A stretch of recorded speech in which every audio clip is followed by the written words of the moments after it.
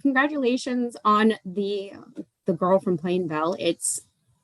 I think the best way to describe it is it's very intense, the entirety from start to beginning. So can you tell me like how did you even hear about the project and how did you even get involved? It's interesting you say that because when the project first came to me, I actually was thinking, I don't really know if I want to do something like this, because I remember thinking the story was so sad and so tragic, and then I read the script and I loved how they explored so many more the depths of the characters and how something like this could happen, how it unfolded, right? Exploring, a lot of different issues like mental health, technology, social media, and even pop culture. So, I get a call from my agent, they have a script and I read it, and then, we get into discussions and go from there. It's kind of how it happens. And what was your first reaction reading the script? I know that you just said that, it touched upon a lot of different subject matters, and the show does a really great job of touching on those subject matters. So as for you reading the script for the first time, what was even going through your mind? I was, like most people, I was familiar with the case. And I thought, well, how are they going to tell the story, and what's going to make it, you want it to be, I hate to use the word entertaining, but you want people to feel compelled to tune into every episode, but also how are they going to tackle the subjects? And I think all the writers just did a brilliant job of really peeling back the layers to all of the characters, to Michelle Carter, to Colton, what he was going through with his depression, exploring the different facets from the parents' point of view and the friends, and just showing how technology is affecting, I think we all are more aware of it now, because when it happened, we weren't even that aware when the case happened of the how social media and technology has been affecting it. I think the studies just recently came out, in fact.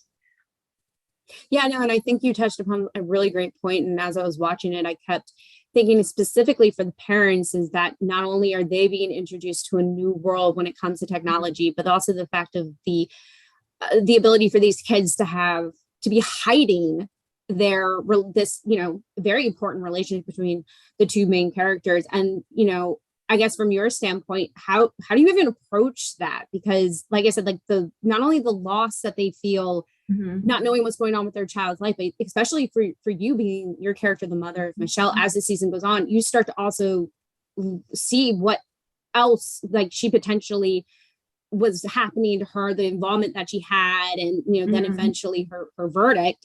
So for you, how do you even approach that kind of subject matter? Like, what did you use for inspirations or for?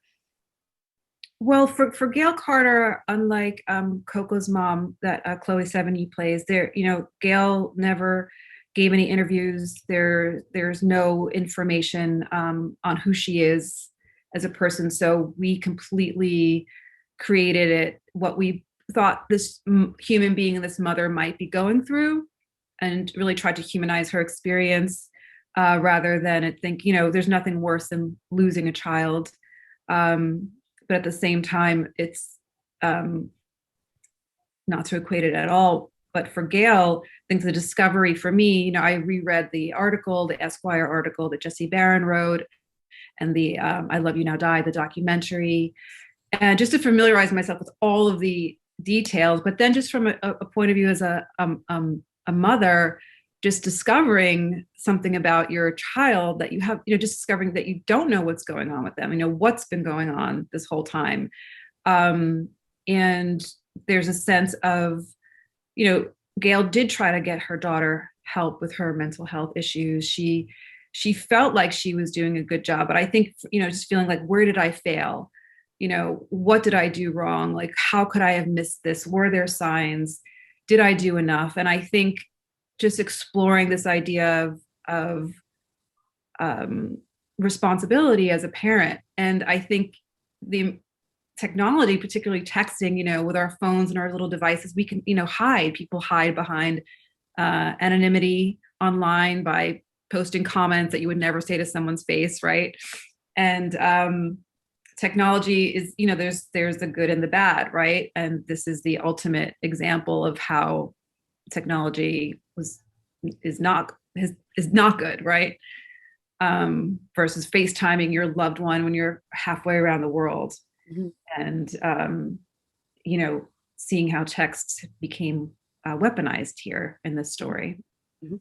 And was there ever, because you did mention that there wasn't much about Gail, she didn't give Correct. interviews, she really did not speak at all in regards to this case. And so when you guys were developing her, was there Yeah. a moment where you knew that there was a line you didn't want to cross to make her too fictionalized, because this still is based on a very much real person? So Yeah. was there ever a point in your development of her that you were like, I don't want to cross this line? No, because I think we stuck to the idea of um, a loving mother who what we gave her was the idea that she was limited, right?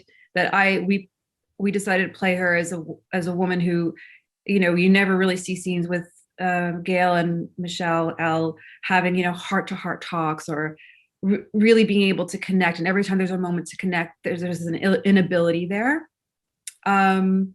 which I always find interesting because in a lot of shows that I grew up watching there that I sort of admire, you see people saying, I have these feelings and I'm going to articulate them to you so well. And in real life, most relationships are awkward or you don't know how to communicate and you stumble. And I feel like this was their relationship. There was just an inability to connect. And therefore, I think a lot of things fell through the cracks. But with real, I mean, I think for me, I played Gail like I was trying to help and I was trying to, be there and be loving and reach out to her. I just always felt like I was failing. And maybe just as a human being, just, not everyone is born with the mothering gene. Mhm. Not everyone's, Yeah. some people feel like they're better at it than others. And I think we also gave her the attribute of feeling kind of also aware of being judged, Mhm. the awareness of the spotlight being put on them and not liking that. And finally, for my last question, what do you hope viewers take away from this after they've watched the entirety of the season of the series? What is your main hope is that they take away? I hope that we can be sensitive to talking about mental health more openly, and that we take the time to take care of not only our teeth and our eyesight and our skin, but we take care of our minds and our hearts and our souls, and that we take away the stigma of shame of talking about um, mental health and being able to talk freely with anybody about it, and it just becomes a normal part of our overall health from as a human being. Well, perfect. Thank you so much for letting me sit down and talk with you. Yeah. And once again, congratulations. The series, it's amazing. It's really wonderful. Oh, thank you. Great. I'm looking forward to it coming out.